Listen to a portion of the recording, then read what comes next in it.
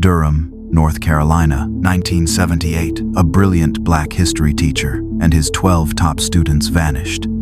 The official story: they ran away.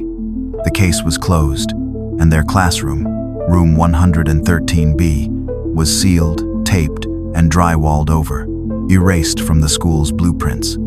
For 44 years, the building held its secret. Now, a retiring janitor, himself a graduate of that same school, is about to open that door. He's not just breaking a seal. He's stepping into a time capsule and a 4-year-old crime scene that holds the dark, buried truth of what really happened to the Vance 12. Before we continue, I just want to say thank you for taking the time to hear this. Stories like this, stories that have been deliberately silenced, only get told because you choose to listen. If you're comfortable, let me know where you're listening from and what time it is where you are. Your presence here matters. Now, let me tell you the story. Arthur Coleman wasn't a detective. He was a man with a good pension and 22 days left until retirement. His hands, gnarled from a lifetime of turning wrenches and pushing brooms, were steady. His gaze was calm. He was the head custodian at Durham Magnet High, a title that felt as foreign on his tongue as the school's new, sanitized name. In his heart, this place would always be Lincoln High, the building where he'd learned to read Shakespeare and dissect a frog, the place that had shaped him. His final major work order was less a task and more an act of historical excavation. The memo from the principal's office was clipped and modern, full of bureaucratic jargon about infrastructure upgrades and server modernization. The translation was simple: clear out the old 1952 era basement wing. It was a part of the school that time, and progress had intentionally forgotten. This wing was personal for Arthur. It was a time capsule of an era the new, glossy brochures for Durham Magnet High preferred not to mention. This was the original, segregated heart of the school, a place of separate water fountains and a lingering phantom chill that had nothing to do with the temperature. As a young student in the newly integrated school of the early 70s, he'd walked these halls when the ghosts were still fresh. He understood that every institution has two histories, the one it celebrates and the one it buries. His final job, it seemed, was to be the undertaker for the latter. He descended the steep concrete steps into the basement, the air growing cool and thick with the smell of damp earth and decaying paper. The fluorescent lights flickered overhead, casting long, dancing shadows. This wasn't the bright, renovated world of the main campus. This was a place of exposed pipes, crumbling plaster, and silence. A deep, profound silence that felt heavier than just the absence of noise. He started in the old boiler room, his footsteps echoing in the cavernous space. He tagged old, rust-eaten machinery for removal, his movements slow and methodical. This was the rhythm of his life, a life spent in the quiet, unseen corners of a loud, busy world, making things right, cleaning up messes. But the mess in this basement was different. It wasn't just dust and decay. It was the physical remainder of a story that had been deliberately unfinished. He had spent his entire life listening to the official version of history, the one written by the victors, the one printed in the textbooks. But he knew, with the quiet certainty of a man who had lived through it, that the official story always had a blueprint. And that blueprint was specifically designed to make certain rooms, certain people, certain inconvenient truths disappear. Arthur worked his way down the long, dimly lit main corridor of the basement wing, a place that had once been lined with lockers and classrooms. Most of the old wooden doors hung ajar, revealing rooms filled with the detritus of a forgotten education. Stacks of moldering textbooks, overturned desks, and the faint, dusty smell of chalk. But as he reached the far end of the hall, he came to a section of the wall that was different. It was a long, unbroken stretch of cinder block, but a roughly 10-foot section in the middle was wrong. It was covered in a sheet of cheap, modern drywall, its white, unpainted surface a jarring anomaly against the old gray, water-stained walls around it. The seams were taped unevenly, the work of someone in a hurry, not a professional. Arthur had walked every inch of this building over his 40-year career. He knew its bones, its scars, its secret spaces. He had never noticed this before, But then again, no one had come down to this end of the basement in decades. He ran his hand over the cool, smooth surface. It felt hollow. He knocked on it, and the sound that came back was a dull, empty thud, completely different from the solid, dense sound of the surrounding cinder block. This wasn't a repair. This was a cover-up, a secret hidden in plain sight. He remembered the whispers, the stories that had circulated among the students back in the late 70s. Ghost stories told in hushed tones in the cafeteria. Stories about a classroom that had simply vanished. Room 113B. He looked at the old, faded room numbers on the adjacent doors. 112B. 114B. This drywall patch was exactly where 113B should have been. A cold, electric feeling. A sensation he hadn't felt in years. Prickled at the back of his neck. This was it. The physical heart of the school's greatest, most painful secret. Working with a focused, deliberate energy, he used the edge of his crowbar to pry away a corner of the drywall. It came away easily, crumbling into a cloud of white dust, revealing what lay beneath. It was a solid oak door, its dark wood preserved from the damp basement air, and it was sealed, not with a lock, but with thick, wide strips of gray, industrial-strength duct tape, yellowed and brittle with age, crisscrossing the frame and the jamb. It was a door that someone had wanted to make sure would never be opened again. He was no longer just a custodian clearing out a basement. He was an archaeologist who had just found the entrance to a tomb. And he knew, with a certainty that settled deep in his bones, what and who was supposed to be on the other side. Standing in the silent, humming basement, the ghost of room 113B staring back at him, Arthur Coleman didn't need a cold case file to remember the victims. Their faces were etched into his memory, bright and vivid, frozen in the amber of a long-ago spring. He had been a senior at Lincoln High when they had all disappeared, and the shockwave of their vanishing had been the defining event of his final year. The teacher was Mr. Gideon Vance. He wasn't like the other instructors. He was young, charismatic, a recent graduate of Howard University who had returned to his hometown of Durham with a fire in his eyes. He taught history and civics, but not the dry, dusty version from the state-approved textbooks. Mr. Vance taught their history, the local, complicated, and often painful story of the black community in Durham. He was seen as brilliant by his students, a mentor who challenged them to think critically, to question the official narratives. To the city's white establishment and the conservative school board, however, he was seen as controversial, a troublemaker, an agitator. And then there were the students, the Vance 12.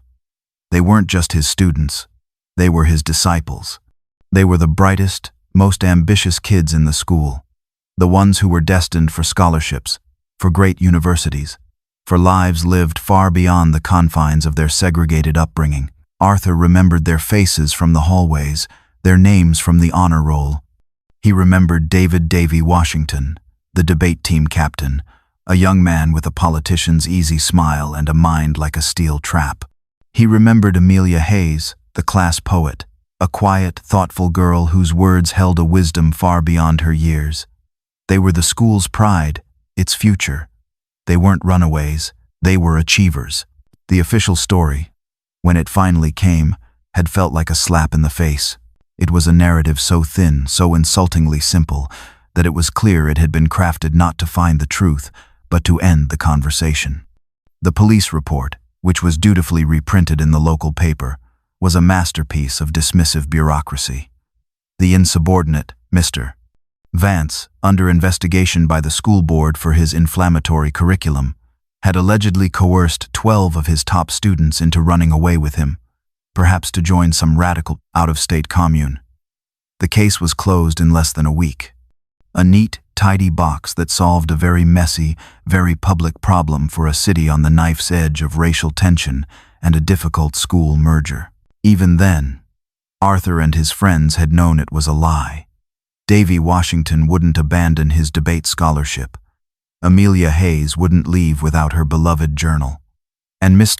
Vance, for all his fire, was not a man who would throw away his students' futures, but in the charged, uncertain atmosphere of 1,000 978 Durham.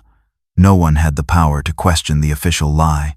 The parents of the missing students had been stonewalled, their grief and anger dismissed as the irrational outpourings of a community that didn't understand what was best for it. The story was written, the case was closed, and room 113B was quietly, methodically erased. Arthur Coleman's forensic accounting didn't involve spreadsheets or financial records. It involved his own memory and the dusty, forgotten archives of the city he knew so well. The sealed door was the one glaring piece of physical evidence that contradicted the official story, and he knew that to understand the door, he had to understand the room behind it.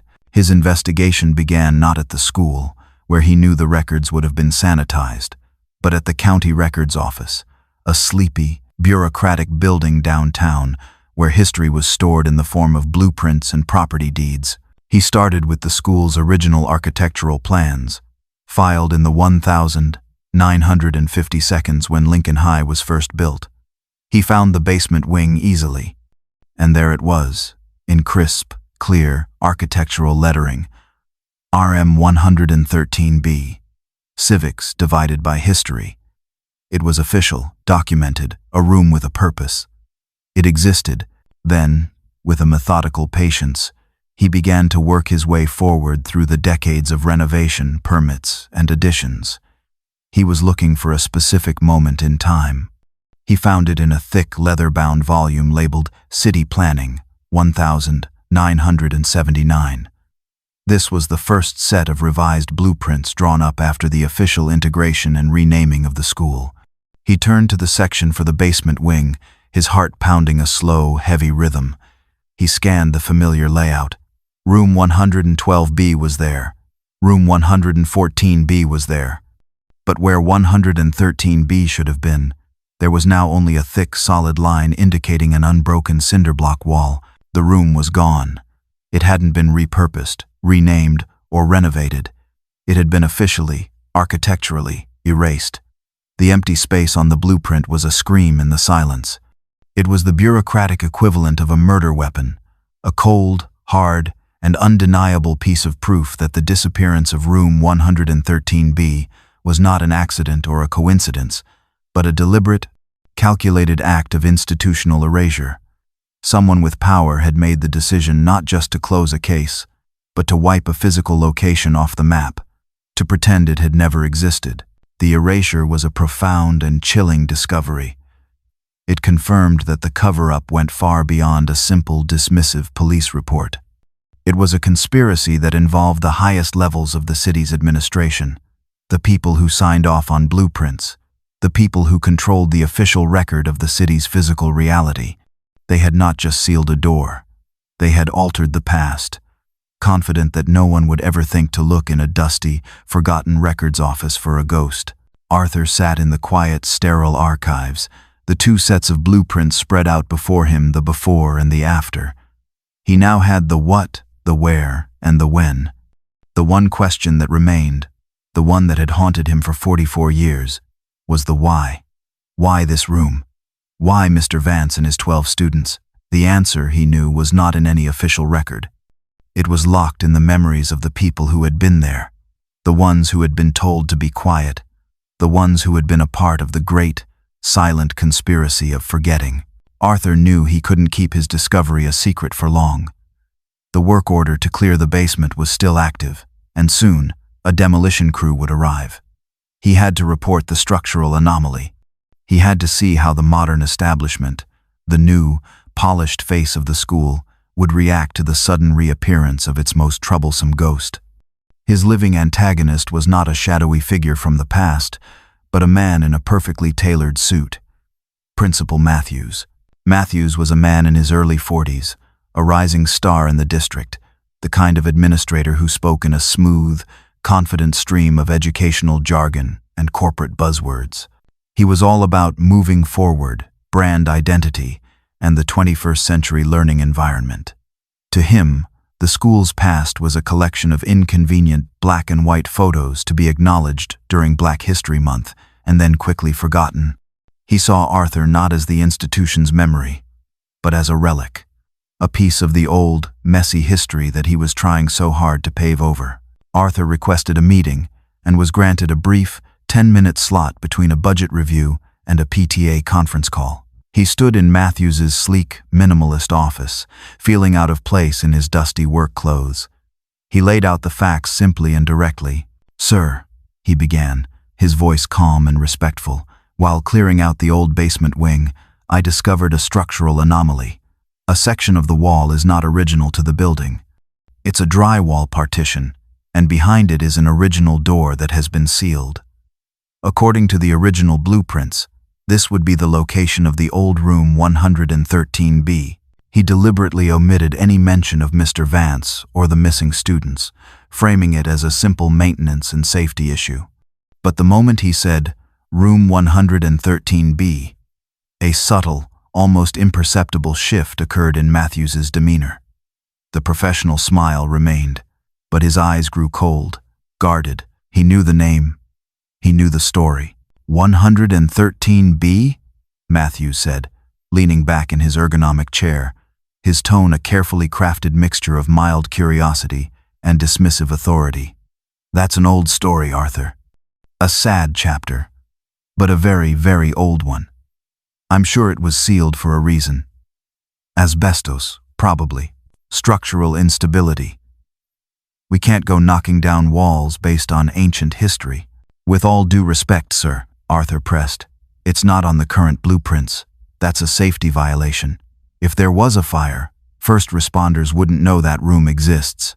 Matthews's smile finally faded, replaced by a look of strained patience. He stood up and walked to the large window that overlooked the school's pristine, modern campus. "Arthur," he said, his back to him, "this is Durham Magnet High. We are one of the top-rated schools in the state. We have a new image, a new future. Our brand is about progress, about looking forward, digging up old, painful stories from a past that most of these kids and their parents don't even know about. It doesn't help anyone. It doesn't serve our students. Let the past be the past. I want you to leave that wall alone. We'll have a structural engineer inspect it and file a report." Understood? The message was clear. Matthews was the new gatekeeper. The fortress of the school's image was his to protect, and he would not let a retiring janitor and a ghost from 1978 tarnish its clean, modern brand. He was not a villain in the old-school conspiratorial sense. He was something far more modern, and perhaps more dangerous. A man who would sacrifice a difficult truth for a comfortable, marketable narrative. Arthur Coleman left Principal Matthews's office with a cold, hard certainty. The new establishment was no different from the old one. They had just updated the language of their denial. He knew that the structural engineer would never be called, that a report would be quietly filed, and that the wall would remain, its secret still safe. He was on his own. The blueprints had given him the what, but he still needed the why. And there was only one person left who might have that answer. His wiretap was not a piece of sophisticated surveillance equipment. It was a phone call, a long-distance call to a retirement community in Atlanta, Georgia. He was calling Mrs. Clara Mae Thompson, the 85-year-old retired librarian from Lincoln High. She had been more than a librarian. She had been the school's confidant, a woman who knew all the stories, the official and the unofficial. And she had been Mr. Gideon Vance's closest friend and mentor on the staff. He dialed the number, his heart pounding with a mixture of hope and fear. What if she didn't remember him? What if she refused to talk? An aide answered, and after a long, crackling pause, a frail but clear voice came on the line. "Hello, Mrs. Thompson?" Arthur said, his own voice sounding foreign to him. This is Arthur Coleman. I was a student at Lincoln High. I graduated in '78. There was another long, heavy silence on the other end of the line. He could hear her breathing, the faint sound of a television in the background. "Arthur Coleman," she finally said, her voice a soft, rustling whisper, like dry leaves. "I remember you. You were a good boy. Always had a book in your hand." Tears welled in Arthur's eyes. "Mrs. Thompson," he said, his voice thick with emotion. "I'm sorry to bother you, but I have to ask you something. I'm at the school. I'm in the old basement wing. I'm standing right outside room 113B. The silence that followed was absolute. It was a silence filled with 44 years of fear, of grief, of a promise she had been forced to keep. When she finally spoke, her voice was trembling, a fragile thread of sound stretched across the decades. "They told us all to be quiet, Arthur," she whispered, her voice cracking. "The board, the police. They said it was for the good of the school, for the good of the merger. They said it would prevent riots. They told us to forget." "Forget what, Mrs. Thompson?" Arthur pressed gently. "What was Mr. Vance working on?" She took a deep, shuddering breath. "Land," she said. "It was always about the land. Gideon. He was brilliant. He and those students, the Vance 12, they were doing a project for the state history fair. They were in the county archives, digging through old property deeds from the turn of the century, and they found it. Proof. Irrefutable proof that some of the city's wealthiest, most prominent white neighborhoods, the ones where the school board members lived, they were built on land that had been illegally seized, stolen, from black families after Reconstruction. The final piece of the puzzle clicked into place. It wasn't just about a controversial curriculum. It was about money and power, the twin pillars upon which the city had been built. Gideon knew they were coming for him. Mrs. Thompson's voice was now a torrent of whispered confession. The board had warned him to stop. He told me the week before he disappeared. He said, "Clara May, if they shut me up, the work still has to speak." He told me he was making a time capsule in his classroom, a place where the truth couldn't be burned or buried, a place where all his research, all the deeds, all the proof would be safe until someone was brave enough to come looking. The phone call had confirmed his deepest suspicions. The room wasn't just a classroom. It was an archive, a powder keg. And Mr. Vance hadn't been a runaway. He had been a truth-teller, silenced by the very people whose dark history he had uncovered. The conversation with Mrs. Thompson had changed everything. It had transformed Arthur's quiet, personal quest into a mission with stakes that were far larger than he had ever imagined. This was no longer just about solving an old mystery. It was about unearthing a foundational injustice that had shaped the very city he lived in. And he knew, with a chilling certainty, that Principal Matthews and the powers that be would never allow that door to be opened. He was a retiring janitor against a deeply entrenched system of silence. He had no authority, no official power, but he had something far more valuable. 40 years of institutional knowledge, and with just 21 days left until his retirement, he had absolutely nothing left to lose. His retirement was his storm, his own personal act of God. It was a deadline that gave him a reckless, liberating courage. He would not be intimidated. He would not be silenced.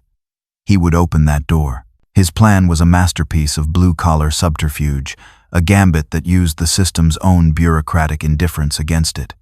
He knew that while Principal Matthews was concerned with public relations and brand identity, the city's health and safety department operated on a different, far more rigid set of rules. The next morning, he submitted an official maintenance report, a form he had filled out thousands of times over his long career. He filed it not with the school, but directly with the city's facilities management office, CCing the district superintendent and the head of the teachers' union for good measure. He was creating a paper trail, a web of bureaucratic accountability that would be impossible for Matthews to ignore. The report was a plausible, well-crafted lie. It stated that during a routine inspection of the decommissioned basement wing, he had discovered what he suspected to be a significant outbreak of Stachybotrys chartarum toxic black mold emanating from a sealed, unventilated section of the wall. He cited the specific city health codes that mandated immediate testing in the event of such a discovery. And he noted that, per city protocol for a potentially hazardous material situation, he would need to breach the partition to obtain a core sample for the lab. It was a brilliant checkmate. Matthews could not block the action without appearing to be negligent, risking a major health and safety violation, and drawing the attention of the union and the district, the very things he, as a brand-conscious administrator, wanted to avoid at all costs. He was trapped. He called Arthur into his office, his face a mask of barely concealed fury. "I see your report, Arthur," Matthews said, his voice dripping with a cold, controlled anger. "A bit of a dramatic escalation, don't you think?" "Just following protocol, sir," Arthur replied, his face impassive. "Safety first. Can't be too careful when it comes to toxic mold. The health of the students is our top priority, isn't it?" Matthews was beaten, and he knew it. He gave his reluctant, official approval, his parting words a veiled threat. "Fine, Arthur. Get your sample. But this school is not responsible for what you might find in there. And this investigation of yours ends the day you retire. Is that clear?" It was perfectly clear. He had 20 days. That night, long after the last teacher had gone home and the school had settled into its deep, humming silence, Arthur Coleman walked down to the basement. He stood before the drywall partition, a sledgehammer in his hands. This wasn't just maintenance. It wasn't just a work order. It was an excavation, and he was finally about to break ground. The silence in the basement was absolute, a heavy, breathless stillness that seemed to press in on Arthur from all sides. The only sound was the low, electric hum of the building's ancient circulatory system and the frantic, heavy beat of his own heart. He stood before the blank, white expanse of the drywall, the sledgehammer feeling unnaturally heavy in his hands. This was a line he had never crossed, a deliberate act of defiance against the institution he had served his entire life. But the memory of Mrs. Thompson's trembling voice and the smiling, hopeful faces of the Vance 12 gave him a strength he didn't know he possessed. He took a deep breath, the damp, musty air filling his lungs, and he swung.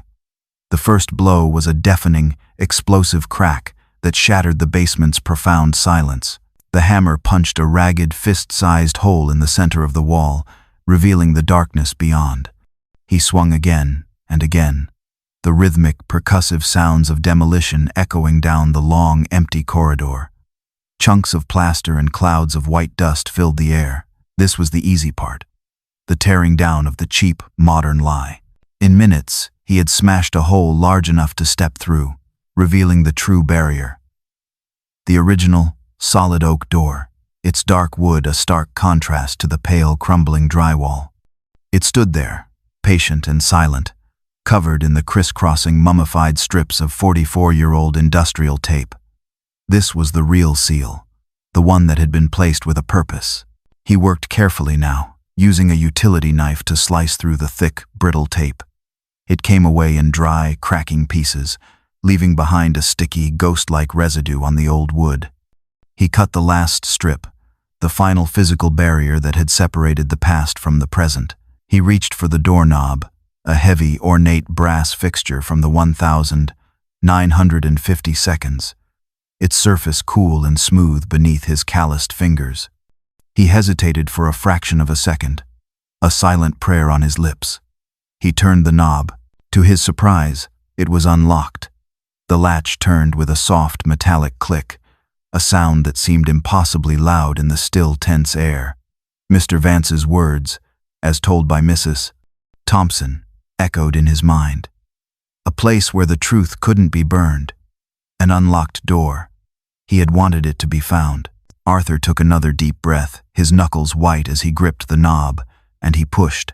The door resisted at first, its old hinges groaning in protest after 44 years of silence. Then, with a low, scraping wail, it swung inward, opening a portal not just into a room, but into a moment, frozen in time, that had been violently, deliberately, and successfully hidden from the world for nearly half a century. A wave of cold, stale air, the captured breath of 1978, washed over Arthur as the door swung open. It was in smell unlike any he had ever encountered. A complex, layered scent of old chalk dust, decaying paper, the faint, sweetish odor of dried glue, and something else, a sharp, underlying chemical tang he couldn't immediately identify. He raised his heavy-duty flashlight, its powerful beam cutting a clean white path through the absolute, suffocating darkness. Mrs. Thompson had called it a time capsule. Arthur had pictured a room left in perfect, quiet order, a place of scholarly preservation. The reality that the flashlight beam revealed was anything but. The theory of a peaceful archive, a place where work was simply hidden away, shattered in an instant. This was not a time capsule. It was a scene. The room was in a state of complete and utter disarray. Desks and chairs were overturned, their metal legs tangled in a chaotic jumble in the center of the room, as if they had been hastily thrown together to form a barricade.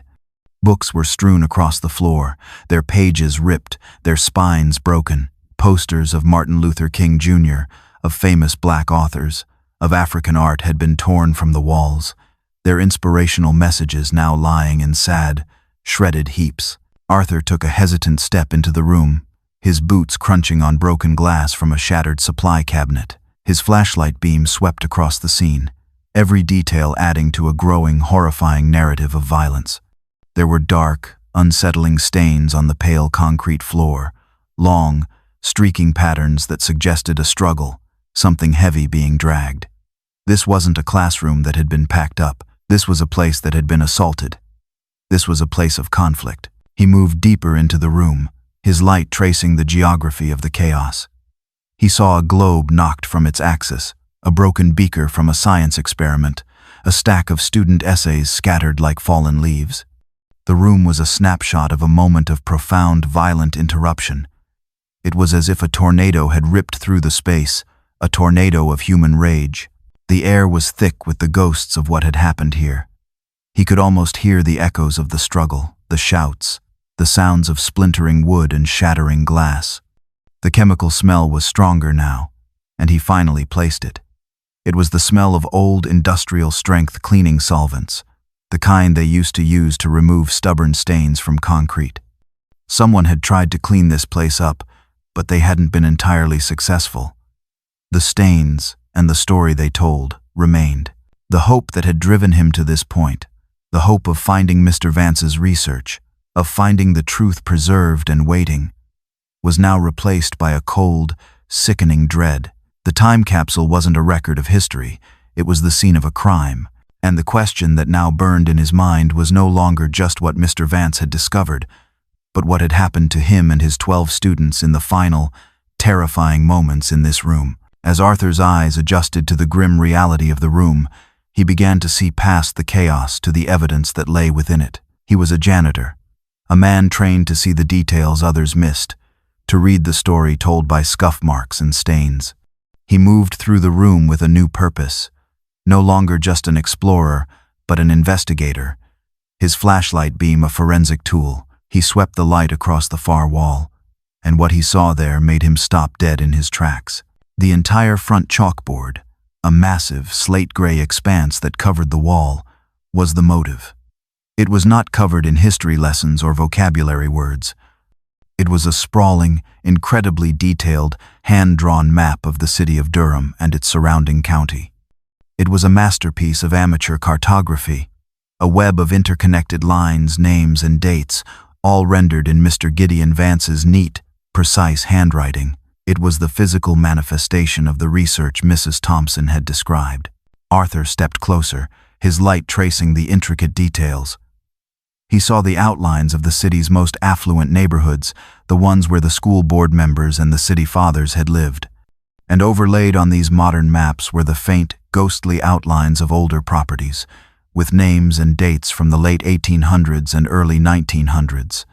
Arrows connected the old deeds to the new ones, with annotations in the margins that read, Forced Sale, 1,902, County Seizure, 1,911, Unlawful Transfer. It was a visual indictment, a meticulously researched accusation that the city's prosperity had been built on a foundation of stolen land. This chalkboard was the reason the room had been sealed. It was a truth so powerful, so dangerous, that the establishment had decided it was easier to bury a room than to confront its own history. His light then moved to Mr. Vance's desk, which stood at the front of the room, an island of relative order in the sea of chaos. It was covered in a thick, 44-year-old layer of dust, which had perfectly preserved the scene beneath it. A heavy, black notebook lay open. Arthur leaned in closer, careful not to disturb anything, and read the last entry. The ink, a faded but still legible blue. The handwriting was Mr. Vance's, but it was rushed, jagged, the script of a man writing under extreme duress. The board is here. They've come for the research. They've called the police to escort them. They say the work is inflammatory and must be confiscated as school property. We are barricading the door. We will not let them. The sentence ended there. A long, dark ink smear ripped across the page, trailing off the edge, as if the pen had been violently yanked from his hand mid-word. The journal entry was the final, chilling piece of the timeline. It was a voice from the grave, a real-time account of the moment the conflict began. The school board, the very people in charge, had not come to talk. They had come with force, with the authority of the police behind them, to seize and to silence. The motive was on the chalkboard, and the beginning of the crime was written in the book. Arthur's flashlight beam, a nervous, searching circle of light, moved away from the desk and swept towards the back corner of the room. It landed on a large, dark heap, a pile of something that had been unceremoniously thrown against the wall. At first, he thought it was a pile of trash, of discarded rags. But as he stepped closer, the beam caught the glint of a stitched, white on maroon logo, and his blood ran cold. Lincoln High debate team. It was a pile of jackets, 12 of them, to be exact. He could see the iconic maroon wool, the leather sleeves, the proud, embroidered lettering. They were the official jackets of the school's elite debate team, a symbol of pride, of intellect, of a bright future. They had been thrown in a heap like discarded laundry, a tangled pile of stolen identities. This was not a random collection of clothing. This was them. This was the Vance 12. He knelt beside the pile, his light playing over the heartbreaking details. Mixed in with the jackets were other, more personal items, a collection of small, everyday things that spoke of the lives that had been so violently interrupted. He saw a pair of thick, black-rimmed glasses. One of the lenses shattered into a spiderweb of cracks. He remembered the quiet, studious boy who had always been cleaning them. He saw a single, white, Converse sneaker, its laces missing, lying on its side. And then, glinting in the beam of his light, he saw a small, tarnished silver locket, its chain broken. He knew, with a certainty that ached in his chest, that it belonged to Amelia Hayes, the class poet. He remembered her wearing it every day, a gift from her grandmother. This pile was not just a collection of belongings left behind in a hurry. The way it was heaped, the way the personal, precious items were mixed in with the jackets, felt different. It felt like a collection of things that had been taken, stripped from their owners. It was a pile of trophies, or perhaps, a pile of evidence that someone had intended to destroy but had, for some reason, left behind. He stood up, his legs feeling weak. The room was no longer just a scene of conflict. It was a place of profound personal loss. The ghosts of the students felt more real than ever, their presence a palpable, sorrowful weight in the cold, stale air. He thought of Davy Washington, of Amelia Hayes, of the 10 other bright, hopeful young faces. Their futures had not just been stolen. They had been piled in a corner and left to rot in the dark. He looked around the chaotic, violated room, a new, horrifying theory beginning to form in his mind. The barricaded desks, the signs of a struggle, and now this pile of personal effects.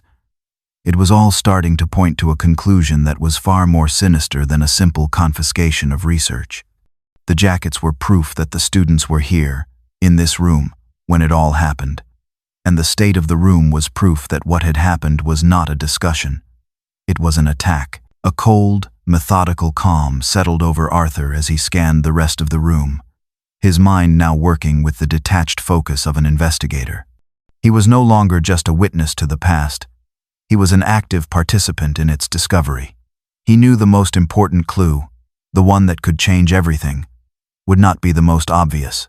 It would be the thing someone had tried to hide, the small act of defiance in the face of overwhelming force.